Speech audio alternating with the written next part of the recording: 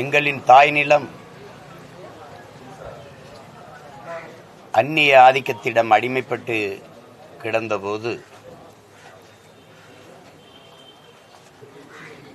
அதை மீட்க போராடிய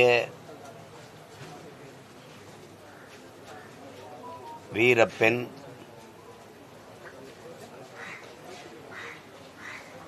எங்களுடைய பாட்டியார் வேலு நாச்சியார் அவருடைய நினைவை போற்றுகிற நாள் இன்று. தமிழ் பேரினத்தில் இப்படி ஒரு பெருமைமிக்க வீரமும் தீரமும் ஒருங்கே பெற்ற ஒரு பெண்மகள் பிறந்தாள் என்பது மிகுந்த பெருமைக்குரியது. பல வீரக் கலைகளை கற்று பல்வேறு மொழிகளில் புலமை பெற்று இழந்துவிட்ட நிலங்களை மீட்க போராடி அந்த வீரப் போரிலே மாண்டவர்கள்தான் எமது முன்னோர்களின் வரலாறு. ஆனால் அந்த இழந்த நிலத்தை போரிட்டு மீட்ட பெருமை எமது பாட்டியார் வேலு நாச்சியார் அவர்களுக்கு மட்டுமே உண்டு. அப்படிப்பட்ட ஒரு பெருமைமிகு பெண்மகள் எங்கள் பாட்டியார். கணவனை இழந்துவிட்ட பிறகு கைம்பெண்ணாக வீட்டிலே கைக்குழந்தையோடு முடங்கி கிடக்காமல் பல ஆண்டுகள் தலைமறைவாக இருந்து வலிமைமிக்க படையை பெருமைமிக்க பெருமக்கள் ஹைதர் அலி அவருடைய அன்பு மகன் திப்பு சுல்தான் அவருடைய உதவியோடு இந்த நிலத்திலே போரிட்டு எங்கள் தாய் நிலத்தை மீட்ட மகள் எங்களுடைய பாட்டியார். என் சிவகங்கையை விட்டு வெளியேறிய போது எங்களுடைய பாட்டியை மகள் போல தங்க வைத்து பாதுகாத்த போற்றுதற்குரிய பெருந்தகை கோபால் நாயக்கர் அவர்களையும் படை உதவி கொடுத்து 19 மகனை நம் வீர மாதா வேலு நாச்சியார் படையின் கீழே நின்று இந்த பீரங்கி படைக்கு தளபதியாக இருந்த சண்டை என்று அனுப்பி வைத்த ஹைதர் அலி அவர்களையும் தமிழ் மக்கள் ஒருபோதும் மறக்க இயலாது. எங்களுடைய வீர பெரும்பாட்டியாருக்கு எங்கள் வணக்கத்தை செலுத்துகிற வேளையில் இந்த பெருமக்களை நன்றி உணர்வோடு நாங்கள் நினைவு கூறுகிறோம். தமிழ் பெருங்குளத்தின் பெருமைமிகு மாதரசி வீர பெரும்பாட்டி எங்களுடைய வேலு நாச்சியார் அவர்களுக்கு நாங்கள் எங்கள் வீர வணக்கத்தை செலுத்துகிறோம். கூலி உயர்வு கேட்டு போராடிய உழைக்கும் எம் இன சொந்தங்களை 44 பேரை தீயிட்டு கொளுத்தி தீக்குள்ளே சிக்குண்டோம், குழந்தையாவது காப்பாற்றி விடுவோம் என்று அந்த குழந்தையை வெளியே வீசிய தாயின் கண் முன்பே அதே குழந்தையை திருப்பி தூக்கி நெருப்பிலை வீசிய கொடுஞ்செயலை செய்த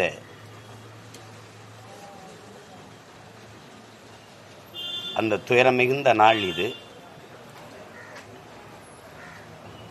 அந்த உரிமைக்காக போராடி அதற்காக உயிரை ஈகம் செய்த அந்த கீழ்வெண்மணி போராளிகளுக்கு இன சொந்தங்களுக்கு எங்களுடைய வணக்கத்தை செலுத்துகிறோம்.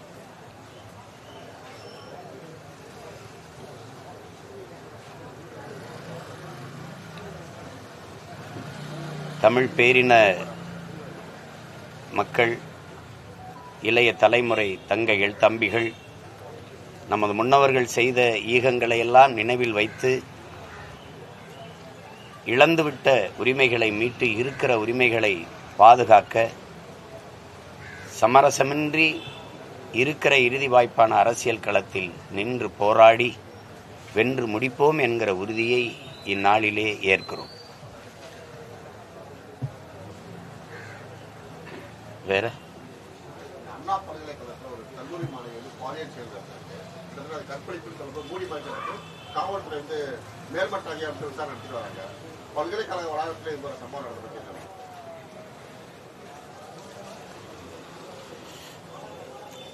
இது போன்ற கொடுஞ்செயல்கள் எப்பவாவது வெளியில் வரும்போது தான் இது குறித்து பேசுகிறோம். ஆனால் நிறைய இடங்களில் இது நடக்குது, அதை மறைக்கப்படுது. உங்களுக்கு கடந்த காலங்களே உங்களுக்கு தெரியும். அதுக்கு உடனடியாக நடவடிக்கை எடுத்து கடும் சட்ட நடவடிக்கை எடுத்து தண்டனைகளை வழங்காதனால தான் இது அப்படியே செய்தியாகவே இருந்து கடந்துடுது.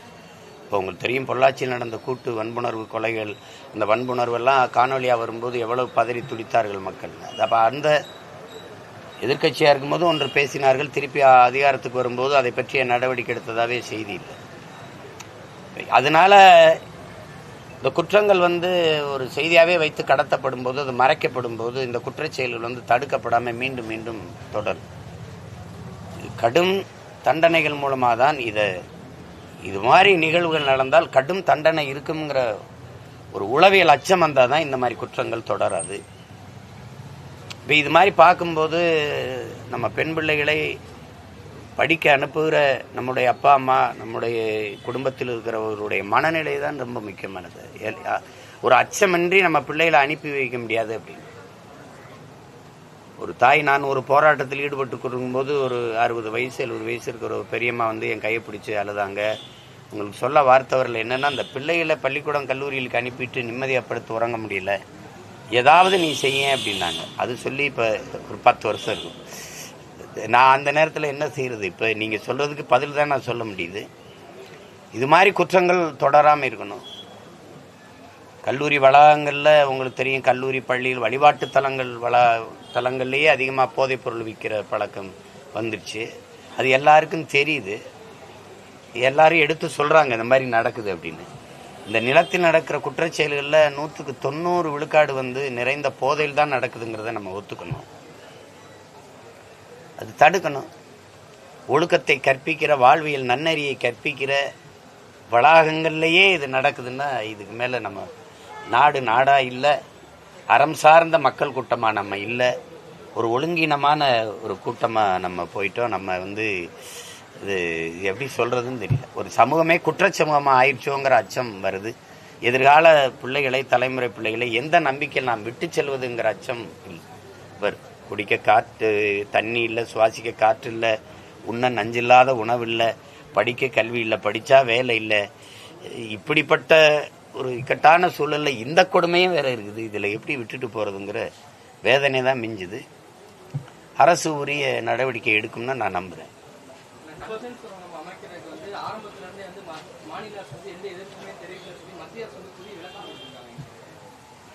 இதை நீங்கள் அன்பு தம்பிக்கு நான் சொல்லுவேன், நீங்கள் அண்ணன்ட்ட கேட்கக்கூடாது. ஆளுங்கட்சி எதிர்கட்சியாக இருக்குது, மாறி மாறி இருக்கிற இந்த கட்சிகள்கிட்ட தான் நீங்கள் கேட்கணும். என்ன நாடகத்தை சட்டசபையில் போட்டாங்கன்னு நீங்கள் பார்த்தீங்க. ஒன்னால தான் இது நடந்ததுன்னா, இல்லை ஒன்னால தான் நடந்ததுன்னு நமக்கு தெரியுது. இவங்க 2 பேரால தான் நடந்ததுன்னு. ஏடிஎம்கே தான் பண்ணிருச்சுன்னு மாண்புமிகு முதல்வர் அவர்கள் பேசும்போது நீங்கள் எதிர்க்காமல் இருந்தீங்கன்னு இது குறிப்பாக ஐயா தம்பிதுரை மேலே அவங்க குற்றம் சாட்டுறாங்க, இவங்க ஐயா துரைமுருகன் மேலே சொல்கிறாங்க. இப்படி மாறி மாறி சொல்கிறாங்க. ஆனால் ஏதோ ஒன்று நடந்துருச்சு. மத்திய அரசு தெளிவாக சொல்லுது, நாங்கள் இந்த இதை கொண்டு வரும்போது நீங்கள் எந்த எதிர்ப்புமே காட்டலைன்னு. அப்போ உங்கள் தீர்மானம் ஏமாற்று தானே? 2 ஏக்கர் தான் நாங்கள் எடுத்திருக்கோம் இந்த பள்ளியூர் பாதுகாப்புக்கு, மற்றபடி நீங்கள் எடுக்கலான்னு சொன்னது. இப்போ எல்லாவற்றையும் நீங்கள் டால்மியாவுக்கு நீங்கள் 10,000 ஏக்கர் எடுத்து கொடுத்தது யாரு? அணு உலையை வச்சுக்கலாம்னு சொல்ல அனுமதிச்சது யாரு? ஒரே கேள்விதான். கொண்டு வந்தது காங்கிரஸ்னு வச்சுக்கிடுவோம். இந்த கட்சிகள் திணிச்சது எது? இந்த நிலத்தில் இந்த 2 கட்சிகளுக்கு தெரியாம இதை நட்டுட்டு போயிட்டான அணு உலையை? இல்லை ஸ்டெர்லைட் வந்துருச்சா? மீத்தேன் வந்துருச்சா? இந்த நச்சு திட்டங்கள்லாம் வந்துருச்சா? எப்படி வந்தது? அதே மாதிரிதான் இது. இவங்களுக்கு தெரியாம நீற்று ஆய்வு மலையை தோண்டப்பட்டுச்சா? இவங்களுக்கு தெரியாம மலை வெட்டி களவு போதா? இவங்களுக்கு தெரியாம குப்பையை கொட்டிட்டு ஓடிடானாவே? அது மாதிரிதான் இது. மக்களின் தன்னெழுச்சியான பெரும் போராட்டத்தின் மூலமாக தேர்தல் நெருங்கும் போது தமக்கு வாக்கு குறைஞ்சிருமோ, தோல்வி வந்துருமோங்கிற பயத்தில் தேர்தல் அரசியலுக்காக திருப்பி நீங்க ஒரு வெற்றா தீர்மானம் போடுறீங்க. உளமாற இந்த மண்ணை மக்களை நீங்க நேசிக்கிறதா இருந்தா அது வேணா. நீங்க டங்ஷன் அது தோண்டினீங்கன்னா, பல கிலோமீட்டர் நீங்க தோண்டி போனீங்கன்னா, அது திறந்த வெளியில வெட்டி எடுக்கும்போது கதிர்வீச்சு பரவி அந்த பகுதியில் எந்த மக்களும் வாழ முடியாதுன்னு உங்களுக்கு தெரியும். நீட்டுன்னு ஆய்வுலாம் தம்பி, நாடெங்கிலும் மலைகள் இருக்கும்போது என்னுடைய மலையை மட்டும் தோண்ட என்ன? என்ன தேவை இருக்குது? அவங்களே சொல்றாங்க லட்சக்கணக்கான டன் தூசை காற்றுல கலக்கும்ங்கிறாங்க. சும்மா இருக்கும்போதே சுவாச கோளாறு வருது. இதில் லட்சக்கணக்கான டன், அதுல உள்ள போய் 50,000 டன் எடையுள்ள வெடிமருந்துகளை வச்சு தகர்க்கணும் அந்த ஆய்வு செய்யறது. அந்த வெடிமருந்து வச்சு தகர்க்கிற கற்களை எல்லாம் நீங்க என்ன செய்வீங்கன்னா உடனே ரோடு போடுவோம்னு அறிக்கை கொடுக்குறாங்க தம்பி. இதெல்லாம் நீங்க எதையாவது நம்புற மாதிரி இருக்குதா பாருங்க. அப்போ அது கேப்பாரற்ற ஒரு ஒரு தரிசு நிலம் போல தமிழ்நாடை மாற்றி விட்டுட்டாங்க. யார் வேணாலும் வரலாம், யார் வேணாலும் எடுக்கலாம். நான் போய் போராட்டம் அறிவித்த பிறகுதான் இவங்க தீர்மானம் போடுறாங்க. அவங்க அனுமதி தராமல் காவல்துறை இழுக்குது. நான் நீதிமன்றத்துக்கு போகிறேன். அப்போ நீதிமன்றம் கூட கேட்குது, அது ஏதோ கார்த்திகை தீபமாமே அப்படின்னு. நான் உயிரோடு இருந்தால் தானே தீபம் எரியாது, அதனால நீங்கள் எனக்கு அனுமதிங்கன்னு சொல்லி பாப்பா தடை மீறி தான் நான் போராடினேன். இங்கே எல்லாம் அரசு தீர்மானம் போட்ட பிறகு எதுக்கு வெட்டியாக ஒரு போராட்டம்? நாங்கள் அது கேட்குது, மத்திய அரசு சொல்லுது. அப்போ நான் கேட்கும்போது ஒன்றுமே சொல்லாமல் உட்காந்துட்டி அப்படின்னு. இப்போ கூட என்ன சொல்லுது பாருங்க, அந்த குறிப்பாக அந்த பல்லுயிர் பெருக்க இருக்கிற அந்த இடத்தை விட்டுட்டு மற்ற இடத்துல நாங்கள் ஆய்வு செய்யலாம் எடுக்கலாம்ங்கிறதுல தான் அந்த முடிவில் தான் இருக்குது. இப்போ நாங்கள் எதை நம்பி இருக்கிறோம்? எங்களை தாண்டி தான் நீ நிலத்துல ஒரு புல், ஒரு கல்லில் ஒரு புல்லை கூட நீ தொடணும். அது என்ன, நாங்கள் எந்த பரம்பரையில் வந்திருக்கோம் பாருங்க. என் நிலத்தில் ஒருபடி மண்ணை அந்நியன் தொடக்கூடாதுங்கிறக்க போராடி செத்த வீர மரபில் வந்தவங்க நாங்கள். அது அந்த காலத்தில் அப்போ என்கிட்ட ஒன்றும் படை இல்லை, நாங்கள் இவ்வளோ பெரிய கூட்டம் இல்லை, அதனால நீங்கள் எல்லாம் ஆட்டம் கட்டிட்டீங்க. நான் தான் சொல்கிறேன், நீ ஏர்போர்ட்டு கட்டிடு, 5000 ஏக்கரில் பார்ப்போம். எங்கள் அனல் மின்சாரத்தை நீ விரிவாக்கம் பண்ணிடு பார்ப்போம். என்னை தாண்டி தான் நீங்கள் என் நிலத்தில் நீங்கள் இது பண்ணணும். நீ இப்போ பெரிய இராணுவத்தை கொண்டு வா, அதை பற்றி எனக்கு பிரச்சனை கிடையாது. தீர்மானம், சட்டம். எனக்கு என் நிலமும் வளமும் என் மண்ணும் என் மக்களின் நலமும் தான் எங்களுக்கு முக்கியம். கட்சி, தேர்தல் அரசியல், ஓட்டு அரசியல் அது 4ஆம் பட்சம். நீ இப்போ எல்லாம் போயா அப்படின்னு போயிடுவோம். அப்புறம் ஓட்டை வாங்கி நான் என்ன பண்ண போகிறேன்? அதிகாரத்துக்கு என்ன பண்ண போகிறேன்? எல்லாத்தையும் கையெழுத்து போட்டு என் நிலத்தையும் வளத்தையெல்லாம் தோண்டி எடுத்துகிட்டு போன்னு சொல்கிறதுக்கா? அதனால அது தீர்மானம் வெற்றி தீர்மானமாக போயிருந்தேன்னா பல தீர்மானத்தை பார்த்தவங்க. அதனால தான் நாங்கள் போய் போராடினோம். இப்போவும் சொல்கிறேன், என் மக்கள் பதட்ட அடைய தேவையில்லை, உறுதியாக நாங்கள் போராடி தடுப்போம். பள்ளி மாணவர்களுக்கு 8ஆம் வகுப்பு வரையில ஆல் பாஸ் முறை ரத்து செஞ்சது குறித்து அண்ணாமலை கிட்ட கேட்டப்போ காமராஜர் காலத்துல குவாலிட்டி அதிகப்படுத்தணும், இந்த காலத்துல காமராஜர் காலத்துல குவான்டிட்டி அதிகப்படுத்தணும், இந்த காலத்துல குவாலிட்டி அதிகப்படுத்தணும்னு சொல்லியிருக்காரு. நீங்க அதை எப்படி பாக்குறீங்க? தேர்வுல என்ன குவாலிட்டி வரும்? தேர்வுல என்ன? திரும்ப அண்ணன் கேட்கிறேன், தெளிவா விளக்கு. இப்ப நீங்க 8ஆம் வகுப்பு வரைக்கும் தேர்வில்லாத தேர்ச்சி தான். எங்க அப்பா நம்மாழ்வாருடைய கனவுங்கிறது 8ஆம் வகுப்பு வரைக்கும் தேர்வில்லா தேர்ச்சி, சுவர் இல்லாத கல்வி. ஒரு அறைக்குள்ள அடைக்காம இது அருவி இருக்குன்னு படத்துல காட்டாம இது அருவி, இது மலை, இது காடு, இது வயல், இது இப்படி இது மாதிரி. இது நீங்க ஆண் யானைக்கு தந்தம் இருக்குன்னு ஓராண்டு பாடத்தை நடத்துறதை விட ஒரு விலங்கியல் காப்பகத்தில் கொண்டு இது ஆண் யானை தந்தம் இருக்கு, இது ஆண் மயில் தோகை இருக்கு, ஒரே நாள்ல 1 மணி நேரத்துல முடிஞ்சிருது. இதுக்கு ஏன் ஓராண்ட வீணடிக்கிறீங்கிறத நம்மளுடைய கேள்வி. அப்ப அதுல இந்த 8ஆம் வகுப்பு வரைக்கும் என் பிள்ளைக்கு தேர்வு வச்சு அது தோத்து போயிருச்சு அப்படின்னா, ஒரு வகுப்பு பின்தங்குது அப்படின்னா, அது ஒரு பிஞ்சு நெஞ்சுக்குள்ளேயே அது ஒரு அச்சத்தை ஏற்படுத்தி கல்வி மேல, பள்ளிக்கூடத்துக்கு போறது மேல, சக நண்பர்களை சொந்தங்களை சந்திக்கிறதுல ஒரு எப்படி சொல்றது, அது ஒரு நொறுங்கி போயிடும், சிதைஞ்சு போயிடும். அது கல்வினாவே படிக்கிற பள்ளிக்கூடம் போறதுனாலே ஒரு பயம் ஆயிரும், அதுக்கு கொலைக்களத்துக்கு போற மாதிரி ஆயிரும். கல்விங்கிறது சுகமானது, சுமையானதல்ல. அப்படிதான் பிள்ளைகளுக்கு கொடுக்கணும். அதை விட்டு நீ 8ஆம் வகுப்பு தேர்வு வச்சு சரி என்ன குவாலிட்டி கொண்டு வந்துடுவேன்? இப்ப நான் கேட்டதுக்கு என் தம்பியே சொல்ல சொல்லுங்க, அண்ணாமலை அவர்களே சொல்ல சொல்லுங்க. இப்ப நான் நீட்டு தேர்வு எழுதிடுறேன், நீங்க தரம் உயர்த்திற்கு தானே சொல்றீங்க. ஒரே ஒரு கேள்வி கேட்ப, இந்த நீட்டு தேர்வை நடத்துகிற நிறுவனம் எது? புரோமெட்ரிக்ங்கிற நிறுவனம் யாரோடது? அமெரிக்காவோடது. அமெரிக்காவில் இருக்கிற ஒரு தனியார் நிறுவனத்துக்கு இந்திய நாட்டில் தரமான மருத்துவ மாணவர்களை தேர்வு செய்யறதுக்கு ஏதாவது நேர்த்திக்கடன் இருக்கா தம்பி? உன் நாட்டு மாணவர்களுக்கு தேர்வே வைக்க முடியாது, நீ ஒரே தேர்தலுக்கு பெரிய இதெல்லாம் வேடிக்கை இல்லையா? எப்படி இருக்குது பாருங்க. இப்போ நீட்டு நான் எழுதிடுறேன், 12ஆம் வகுப்புல நான் 1200க்கு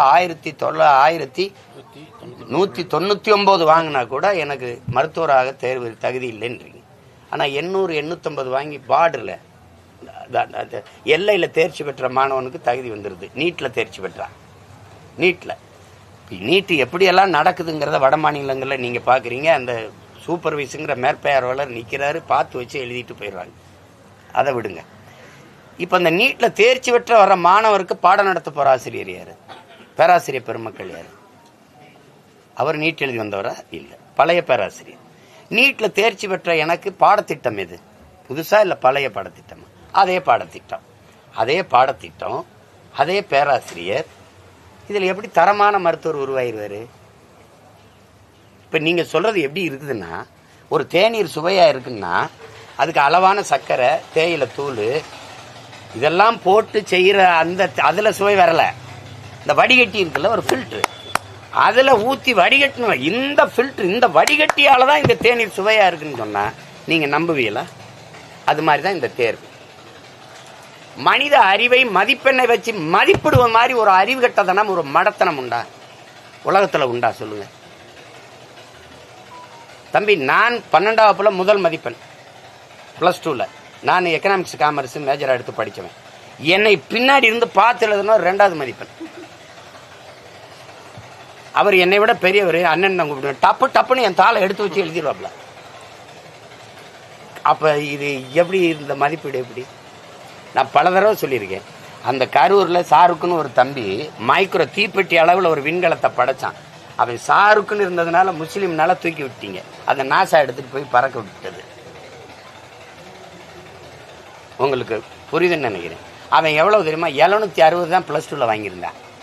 இப்போ இந்த அறிவுக்கு இந்த மதிப்பெண்ணுக்கு ஏதாவது சம்மந்தம் இருக்கா தம்பி? இப்போ எங்கள் அப்பா இளையராஜா, ஏஆர் ரஹ்மான், இவங்கெல்லாம் இருக்காங்களே, எங்கள் ஐயா நடிகர் திலகம், ஒரு துறையில் அவங்களை மிஞ்சுறதுக்கான ஆளே இல்லைங்கிற மாதிரி உலக சாதனை பண்ணுறாங்கல்ல, அவங்கெல்லாம் தேர்வில் வாங்கின மதிப்பெண்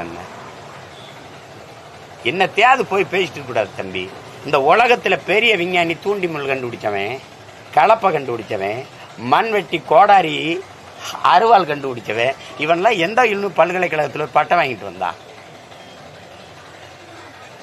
போட்டு இதே ஒரு அறிவை வளர்க்கும் ஒரு கருவிதான் கல்வியை தவிர, கல்வியே அறிவுன்னா இங்கே படித்தவன் தான் தினம் சாராயத்தை போட்டு கொலை பண்ணிட்டு கொள்ளையடிச்சு தர்றான். நுட்பமாக திருடுறவன் போனால் படித்தவனாக இருக்கான்.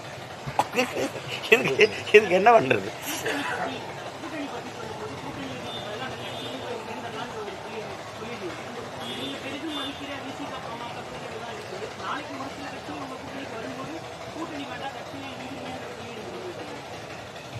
அது அப்போ யோசிக்கணும். நீங்கள் எனக்கு சொல்லப்பட்டது தான் நான் திருப்பி சொல்கிறேன்.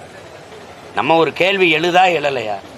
நான் ஒரு கட்சி ஆரம்பிச்சது ஒரு கொள்கையை முன் வச்சு ஒரு கட்சியை ஆரம்பிச்சிருக்கேன். ஏற்கனவே இருக்கிற ஒரு கட்சி இருக்குது. எந்த கட்சி கொள்கை கோட்பாடுகள்லேருந்து மாற்றா நான் இதை ஆரம்பித்தேன்? சொல்லுங்க. எந்த கட்சி ஆட்சியல் முறையில் அரசியல் இருந்து நான் மாறுபடுறேன்? திருப்பி அதே கட்சிகளோட போய் கூட்டணி வைக்கிறதுக்கு இது தேவையில்லையா? வெற்றி தனியா நின்னா சாத்தியப்படாதுன்னு நீங்க மக்களை நம்பிதான் நிக்கணுமே ஒழிய கட்சிகளுடைய கூட்டம் எண்ணிக்கையை நம்பி நிக்க கூடாது. உங்கள் உயர்ந்த எண்ணத்தை நம்பிதான் நீங்க நிக்கணும், எண்ணிக்கையை நம்பி நிக்க கூடாது. இன்னைக்கு தோற்றா நாளைக்கு வெல்ல மாட்டீங்களா? திமுக 49ல் ஆரம்பிச்சு 67 தானே வென்னுச்சு. அது வரைக்கும் கேள்வி கேட்டுக்கிட்டு இருந்தீங்களா? அப்படி அண்ணாட்ட போய் இப்படி கேள்வி கேட்டீங்களா? என்னங்க இவ்வளவு ஆள் ஆகிப்போச்சு நீங்க அப்படி கேட்டீங்களா? அப்புறம் எடுத்த உடனே நீங்க விதைய போட்ட உடனே உங்களுக்கு பழுத்துறணும்னா எப்படி தம்பி? ஒரு வெண்டைக்காய், ஒரு வெள்ளரிக்காய், ஒரு கத்திரிக்காய்க்கே 3 மாசம் காத்திருக்கணும் தம்பி. குறைஞ்சது 2 மாசமாவது காத்திருக்கணும்ல.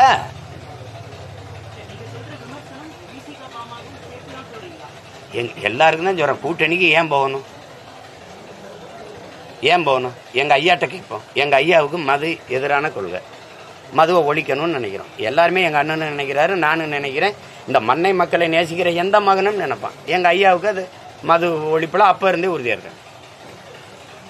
இந்த 2 பேரும் தான் சாராயம் அளவு வச்சு காய்ச்சறான். இப்ப இவனுக்கு போய் திரும்ப திரும்ப திரும்ப கூட்டணி வச்சு அவனுக்கு வலிமையை கொடுத்துக்கிட்டே இருந்தா அவன் எப்படி மூடுவான்? சாதி வாரி கணக்கெடுப்பு எடுக்கணும், சமூக நீதி, அது பாமகனுடைய உயிர் கொள்கை. எடுக்க மாட்டானே, எடுக்கிறவன் எவனோ அவனோட கூட்டணின்னு எங்க ஐயா சொல்லியிருந்தா யோசிப்பா. மதுக்கடையை நீ மூடுவியா? அந்த வாக்குறுதியை கூட நான் உன்னோட ஆதரிக்கிறேன்னா எங்க ஐயாவுடைய வாக்கு முக்கியம். வட மாவட்டத்தில் அவர் இல்லைன்னா தோத்து போவோம்னு பயம் வந்தா சரிங்க மூடுறோம்னாவது சொல்லுவான். நம்ம எந்த அந்த உயிர் கொள்கையை விட்டு திரும்பி திரும்பி கூட்டணி வைக்கிறோம். இப்ப சமூக நீதியில பொருளாதார அடிப்படையில் இடஒதுக்கீடையே எங்க ஐயா ஏற்க வேண்டியதாயிருச்சு. பிஜேபி காரணம் எங்க ஐயாவை சொல்லிட்டாரு, நம்ம அதோட கூட்டணி வச்சிருக்கோம், என்ன செய்யறதுன்ட்டாங்க. அப்ப கொள்கை சமரசம் செய்ய வேண்டியது வந்துருது பாத்தீங்களா. அப்போ உயிர் கொள்கை அந்த இதயமே நொறுங்கிருது இவங்களோட சேர்றதுனால. அது எதுல இருந்து இந்த உறுதியா நான் சொல்றேன், எங்கள் முன்னத்தியர்கள் எங்க ஐயா எங்க அண்ணங்க எல்லாரையும் பார்த்த பிறகுதான் இப்படியே இருந்து தோத்தாலும் சரி செத்தாலும் சரி இப்படியே இருந்து போராடி சாவமுடாங்கிறதுனாலதான் நான் வரல, என்னை விட்டுருங்கப்பா அந்த ஆட்டத்துக்குன்னு சொல்றது காரணம் தான். அதனாலதான் சொல்றேன். இப்ப இப்ப இப்ப வந்து இப்ப எங்க அண்ணன் மது ஒழிப்பு மாநாடு நடத்தினார்ல, ஏதாவது பெனிஃபிட் சொல்லுங்க தம்பி. அது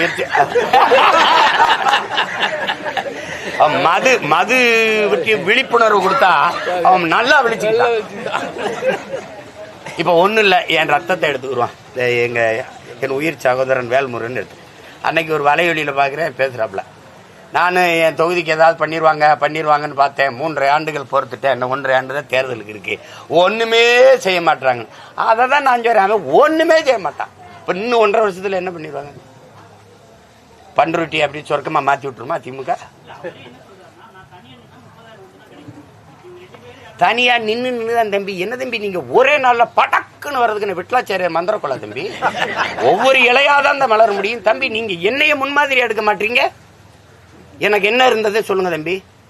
எனக்கு இருந்தது ஒரே ஒரு பின்புலம், என் தலைவன். என் தலைவன் இந்த நிலத்துல யாரு உங்களுக்கு தெரியும்? டெரரிஸ்ட், பயங்கரவாதி, கொலகாரன், பேன், அதானே. அவரை தூக்கிக்கிட்டு இந்த மண்ணுல நின்று 1.1 தம்பி 4.5 லட்சம் வாக்கு வாங்கினமே, 36 லட்சம் வாக்குக்கு 8 வருஷத்துல ஏறி இருக்கேன்னா அப்ப நீங்க எப்படி தம்பி? இது எப்படி நீங்க இதை யாரும் நீங்க பேச மாட்டேங்கிறீங்க? ஒண்ணு கிடையாதே, ஒத்த பைசா கிடையாதே. இப்ப கூட நீங்க எடுக்கிறதெல்லாம் போட விட மாட்டிய.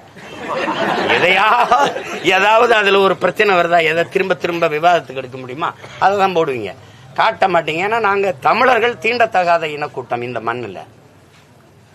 அப்படி இருக்கும்போது ₹1 ஓட்டு காசு கொடுக்கல. ஒரு துண்டறிக்கை இங்க பாருங்க, 10,000 கொடுக்கறதுல 20,000 துண்டறிக்கை கொடுத்தா கூட 5,000 ஓட்டு எனக்கு வந்திருக்கும். 1 லட்சம் கொடுத்ததுல கூட 1 லட்சம் துண்டறிக்கை கொடுத்தா கூட ஒரு 10,000 20,000 ஓட்டு வந்திருக்கும். அந்த அளவு கூட வக்கற்ற நிலைமையில நாங்க நின்று போராடினோம். 50 பேர் 10 பேர் 20 பேர் தான் ஓட்டு கேட்க போவோம். ஏனுங்க மொத்த பேரும் போற அளவுக்கு காசு கிடையாது. ஏன்னா வீட்டுக்கு வேலைக்கு போனாதான் அவன் வீட்டுல பொண்டாட்டி பிள்ளைக்கு சோறு போட முடியும். அந்த நிலைமையில வேலை செஞ்ச என் மக்கள் தேடுறானா மாற்று அரசியலை தேடுற என் மக்களுக்கு எங்க இருக்கு மாற்று? இட்லி வேணாம்ங்க, தோசையும் வேணாம்ங்க, என்னதாப்பா இருக்கு? கூழ் இருக்கு, ஒரு கூழாவது இருக்கணும்ல. அப்புறம் இங்க இருக்கிறது 2 என்னவா இருக்கு? ஒன்னு சனிய, இன்னொன்னு இளவு, ஒன்னு பேய், இன்னொன்னு பிசாசு. இத ஒரு 5 வருஷம் வச்சு வாழ்ந்துட்டு விவாகரத்து. இந்த கர்மம் இத இந்த பிசாசை வச்சு 5 வருஷம் வாழ்ந்துட்டு விவாகரத்து. இப்போ ஒரு தேவதையை முன்னிறுத்தி தேடி வாப்பா சாமின்னு சொல்ல வேண்டியது இருக்கு. அதங்க இருக்க பிரச்சனை. இப்போ இதுல இப்ப அவரே சொல்றாரு பாருங்க, 30,000 ஓட்டு திரும்ப திரும்ப இந்த புள்ள தோல்வியை பத்தி கவலைப்படாம போராட்டி 30,000-60,000 ஆகாத தம்பி?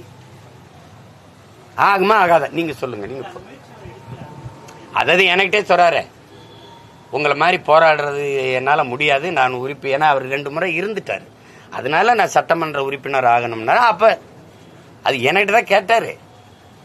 நான் சட்டமன்ற உறுப்பினர் ஆகணும், அப்ப நான் என்ன செய்யணும்னு கேட்கிறாப்ல.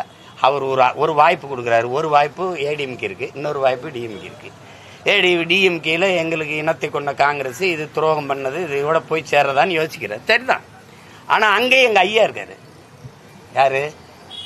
எங்க ஐயா இருக்காரு. எங்க ஐயா விட்டுட்டு வெளியில வந்துட்ட, நீ திருப்பி அந்த கூட்டணிக்கு போக முடியாது. எங்க ஐயா இருக்கும்போது நீ அந்த கட்சிக்கு அவசியம் இல்லை.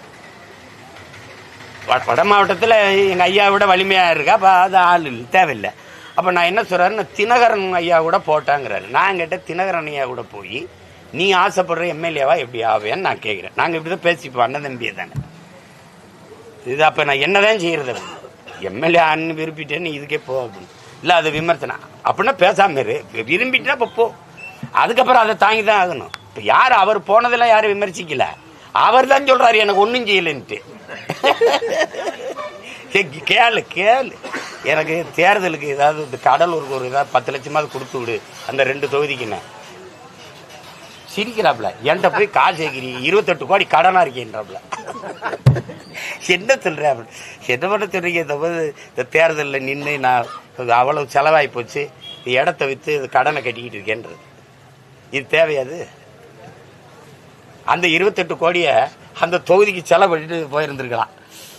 அது தெரிஞ்சு தவறு பண்ணும்போது எனக்கு என்னன்னா அநீதின்னு தெரியுது, அதுக்கு துணை நிற்க ஒன்றும் ஒதுங்காது நின்றணும், துணை நிற்க கூடாது. அது தப்பாயிரும், அது பெரிய தப்பாயிரும்.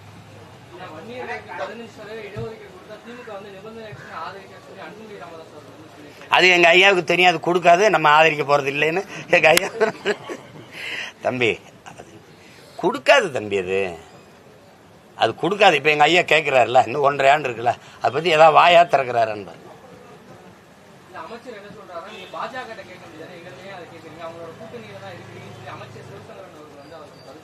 இப்ப இங்க அருந்ததியருக்கு இஸ்லாமியருக்குலாம் இடஒதுக்கீடு உள்ஒதுக்கீடுலாம் கொடுத்தது நீங்க காங்கிரஸ் கூட்டணி பாஜக கேட்டு தான் கொடுத்தீங்களா? நீங்களா கொடுத்தீங்களா?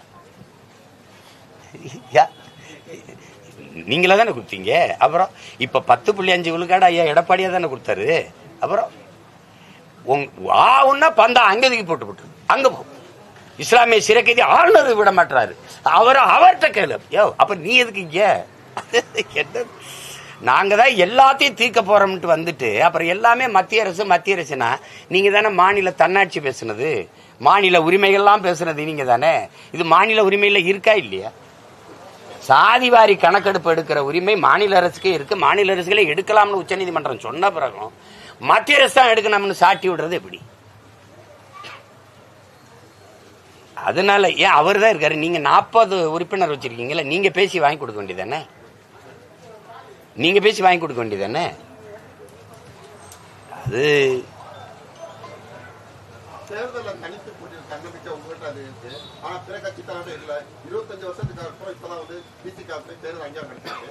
இன்னும் அந்த கட்சி திமுக எங்களுக்கு 25 சீட்டு கொடுங்க அப்படின்னு கேட்கிற நிலைப்பாடுதான் இருக்கு. வன்னியர் 25 சீட்டு கொடுத்தா திமுக கூட்டணி பேசிட்டு வராரு. இதை பத்தி என்ன நினைக்கிறேன்? அது சரிதான். இப்ப அண்ணனோட இப்ப உங்களுக்கு தெரியும், வட மாவட்டத்தில் பெருத்த 2 சமூகம் தான். தமிழ் இனத்தில் ஒன்று படையாச்சி, இன்னொன்று பறையர், 2 பேர் தான். ஆனால் எங்கள் ஐயாவுக்கு 25 சீட்டுக்கு குறைவாக நீங்கள் கொடுத்து கூட்டணி கொண்டு போயிருவீங்களா?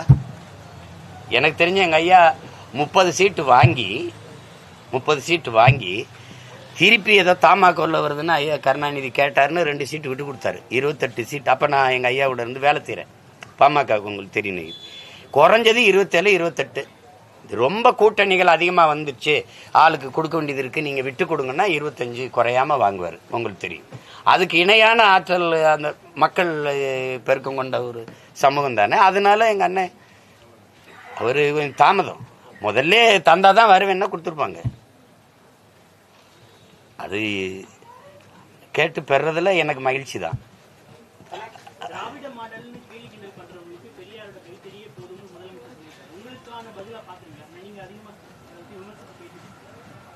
கைத்தடி இப்ப உங்களுக்கு பயன்படுதா?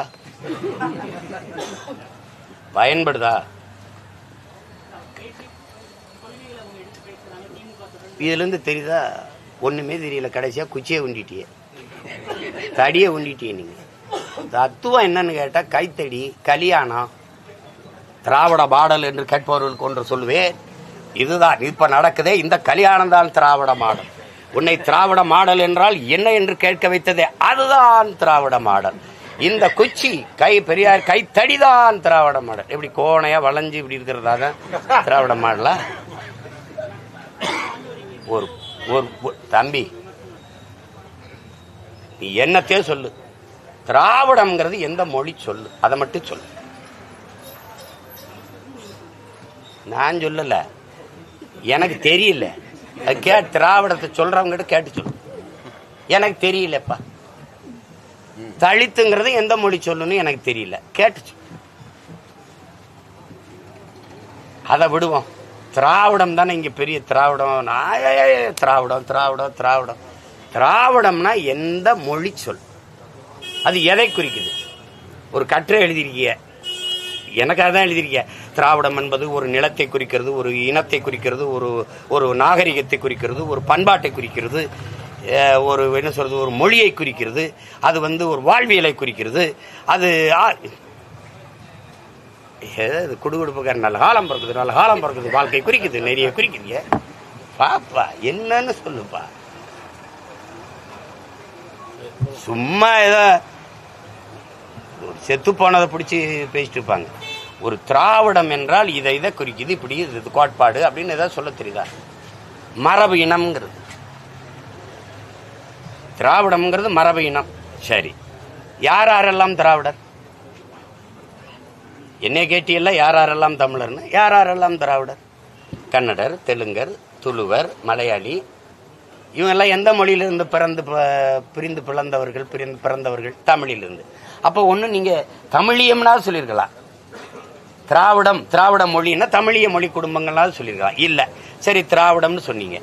இதில் தெலுங்கர் நாங்கள் மரபினம், திராவிடம் என்பது எங்கள் மரபினம். இல்லை கன்னடர்கள் திராவிடம் என்பது எங்கள் மரபினம், அல்லது துளுவர் திராவிடம் என்பது எங்கள் மரபினம், அல்லது மலையாளிகள் திராவிடம் என்பது எங்கள் மரபினம். யாராவது சொல்றாங்களா? நேற்று வந்த ஒரு பிச்சைக்கார சொல்ல வச்சுக்கிட்டு 50,000 ஆண்டுகளுக்கு மூத்த ஒரு இனத்தின் மக்களை உலகத்தின் முதல் மொழி தமிழ்னு எல்லாரும் சொல்றா. அமெரிக்க மொழியல் ஆய்வறிஞர், ஜப்பான் மொழியறிஞர் சுஷ்மோனாலிருந்து, அலெக்ஸ் மொழியிலிருந்து, ஏன் நம்ம ஐயா மோடியே ஊரூரா பேசி வர்றாரு. நீங்களே பேசுறீங்க உலகின் தொன்மையான மொழி தமிழ்னு. எவ்வளவு பெரிய இலக்கிய வளம், எவ்வளவு பெரிய வரலாற்று தொன்மை கொண்ட ஒரு இனத்தின் மக்களை ஒரு வேற்று சொல்ல, அதான் வெறியா வருதுல. என் தம்பி அதை வச்சுதான் போட்டான். நான் யாருன்னு நான் தான் தம்பி சொல்லுவேன். நீ யாருன்னா நான் சீமா, நான் தமிழன், நான் தான் சொல்லுவேன். நீங்க திராவிடர், நீங்க ஏய், அதான் விடுதலை படம் பார்த்தீங்களா, குத்துறான்ல, வாடா நாலாவது அப்புறம் தானே நாலாவனா அப்படின்னா, டேய் என் பேரு கருப்பண்டா, நான் யாருன்னு நான் தான்டா சொல்லுவேன், நீ சொல்றது பேர் இல்லடா. தான் இது அந்த குத்துனாதான் இவங்க விடுவாங்கன்னு நினைக்கிறேன். சும்மா எதையாவது இதனை நான் ஏன் திராவிடனா இருக்கணும்? இந்திய நிலத்தில் எவன் திராவிடன்? நான் ஏன் திராவிடனா இருக்கணும்? என்னுடைய கட்டிடத்தை திராவிட கட்டடக்கலை, என்னுடைய நாகரிகத்தை திராவிடம். உனக்குன்னு ஒண்ணு இல்ல, போடுறது சாப்பிட்டு படுப்பா. உனக்கு என்ன இலக்கியம் இருக்கு கேட்டா, திராவிட இலக்கியம், திராவிட இது சொல்லே. கால்டு வெள்ளே சொல்ற, நான் மனுசுமிதியிலிருந்து எடுத்தேன்ட்டு. மனுசுமிதி யாரோட நூல் உங்களுக்கு தெரியாதா? வடக்க இருந்து தெற்க அப்படி நகர்ந்து வந்த பிராமணர்களை குறிக்கிறது தான் திராவிடம்ங்கிற சொல். பஞ்ச திராவிடர் மாநாடு போட்டதை காட்டுட்டா, அவங்க கடைகளுக்கெல்லாம் மேட்ரிமோனின்னு வருதுல தம்பி, பிராமண பெண்கள் தங்களுடைய இதுல இனம் திராவிடம்னு போட்டிருக்கிறத நான் உங்களுக்கு பயிரில் அனுப்பி வைக்கட்டா. ராகுல் டிராவிட்னு அவர் பேரை வச்சுக்கிட்டது காரணம் என்ன? இங்க இருக்கிற தாத்தா ஊவேச சிலைகள் திராவிட சிசுன்னு தான் இருக்குது. சங்கராச்சாரியாரே, நம்ம ஆளு ஞானசம்பந்தரே திராவிட சிசுன்னு தானே அவங்க சொல்றாங்க. போட்டு குழப்புறது.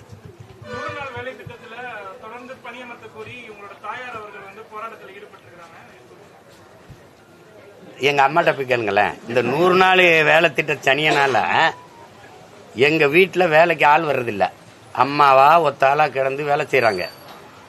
இது ஏன் போயிருப்பாங்கன்னா, அந்த 100 நாள் வேலை திட்டத்திற்கு சீமா அம்மாவை கூட்டி போய் நிறுத்தினாதான் கேட்டா, எப்பா இந்த சாணம் வந்தாலே வாங்கன்னு என்னை கூட்டிட்டு போயிருச்சுன்ட்டு.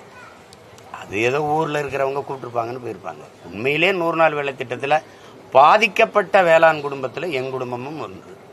உலகத்துக்கே தெரியும். ஒரு நாள்ல 2 ஏக்கர் அறுத்த நாங்க ஒரு வாரத்துல 1 ஏக்கர் அறுக்கிறோம். தக்காளி பறிக்கவோ, மிளகாய் எடுக்கவோ, கத்தரிக்காய் எடுக்கவோ, பறிக்கவோ எங்களுக்கு ஆட்கள் இல்லைங்கிறது. இதே எங்க அண்ணன் இருக்காரு, நாங்க பக்கத்து ஊருக்காரங்க. வேளாண்மையை விட்டு மக்கள் வெளியேறாங்க. கெஞ்சிரா எங்க அம்மா, இந்த நிலத்தையெல்லாம் யாருக்காவது கொடுத்துருப்பா, போட்டு சாப்பிட்டுக்கிறட்டும், காடா இருந்தா போதும். நானும் கெஞ்சி பார்த்துட்டேன், அவன் வரமாட்டான். சீமான் வீட்டுக்கு வேலைக்கு போனா 500 ரூபா காசோட ஒரு குவார்டர் கிடைக்கும்னு வரான். என்னது இப்படி பண்றீங்கன்னா, ஆள்லயே வழி இல்லையே. அப்ப எங்க அம்மா அளவு நான் 2 பெட்டியை வாங்கி அனுப்பி விட்டோன்னா, அதை வாங்கினோன்னா இந்த குவார்டர் வாங்கிட்டு 500 ரூபாய் வாங்கிட்டு வேலைக்கு வர. இல்லைன்னா நிலத்தை தரிசா போட முடியாது. தமிழ்நாட்டோட உட்கட்டமைப்புக்கும் மேம்பாட்டுக்கும் வாஜ்பாய் ரொம்ப பங்காற்றிருக்காரு. மதச்சார்பு என்ற கொள்கையா இருந்தாலும் மதச்சார்பு இல்லாம இருந்தார் அவரோட ஆட்சி காலம்னு சொல்லி மு.க. ஸ்டாலின் அவர்கள் வந்து இன்னைக்கு புகார் அதை ஏ டீம் சொன்னதை பி டீம்கிட்ட வந்து கேட்கிறீங்களே நீங்க. சொல்லித்தானே ஆனும். அவங்க அமைச்சரவையில் 5 ஆண்டுகள் இருந்திருக்காங்க. ரைட் மேன் ராங் பார்ட்டின்னு சொல்லி எல்லாம் பேசி போயிட்டாங்க. இப்போ அது பேசித்தானே ஆகணும். அதை நம்ம ஒன்றும் பேசிட்டு இருக்க வேண்டியதில்லை. சரி, மதிப்புமிக்க பெரியவர், நாட்டின் முதன்மை அமைச்சராக இருந்திருக்கிறார். அதனால அவர் இல்லை, மதிக்க வேண்டியதான் அவர்.